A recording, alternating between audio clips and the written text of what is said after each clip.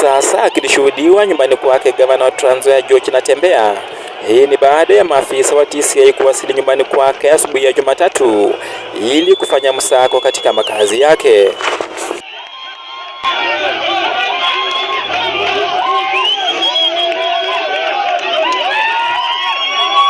Hili limetukia baada ya gavana huyo kukamatwa mnamo siku ya Jumapili kwa madai ya ufisadi pamoja na utepetevu wa mali ya umma. Gavana huyo alifikishwa katika makao makuu ya kitengo cha kukabiliana na ufisadi jijini Nairobi. Atasalia kizuizini huku madai hayo yakiendelea kupigwa darubini.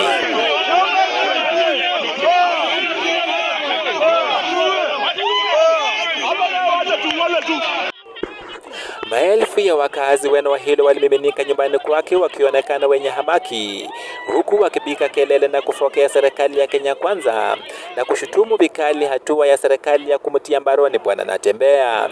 Walisitiza kuendelea na maandamano hadi atakapoachiliwa na kuwekwa huru. Serikali tuambie. Sasa nini? Kupigania haki ya wananchi kukosa. Leo tumeamua mwenye atakufa akufe.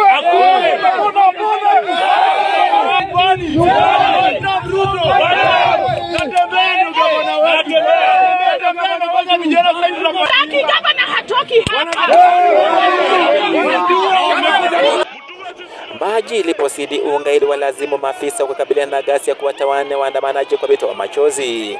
Makabiliano haya yalisababisha kuharibiwa kwa magari ya maafisa wa polisi kwa kuvunjwa vioo, huku mengine yakiharibiwa magurudumu.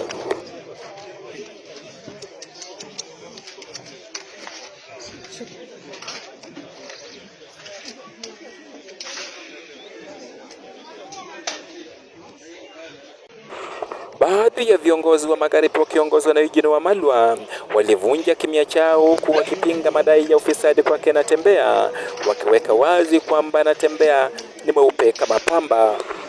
Wametuma askari hapa kwake, wamefanya raid asubuhi ya leo, lakini leo tumekuwa hapa na mawakili na viongozi MCAs wote wako hapa, na ile search imeonyesha ya kwamba hakuna chochote kimepatikana kwa gavana. Walikuwa wanatafuta pesa, hakuna pesa imepatikana hapa. Makofi wewe, hakuna pesa. Eti gavana sijui ameiba pesa iko chini ya kitanda, hakuna pesa chini ya kitanda.